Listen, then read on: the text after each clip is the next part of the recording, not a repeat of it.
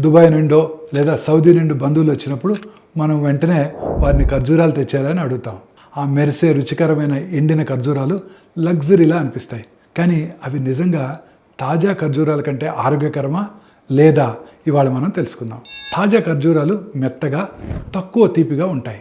వీటిలో vitamin C, నీరు ఎక్కువగా ఉంటాయి. రోజువారీ శక్తి కోసం అద్భుతమైనవి. వీటిలో చక్కెర కూడా ఎక్కువగా ఉండదు.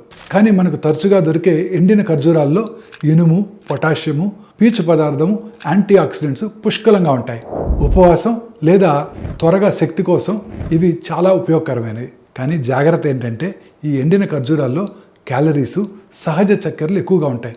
కాబట్టి కొంచెం తక్కువగా తినాలి. రెండు ఆరోగ్యకరమే, కానీ వేరువేరు ప్రయోజనాలు అందిస్తాయి. నెక్స్ట్ టైం మీకు గల్ఫ్ నుండి వచ్చే ఖర్జూరాల బాక్స్ తెరిచినప్పుడు ఆనందంగా తినండి. కానీ మితంగా తినటం మర్చిపోవద్దు. తాజా కావచ్చు, ఎండినవైనా కావచ్చు. బ్యాలెన్స్ చేసుకోవడమే నిజమైన తీయదనం.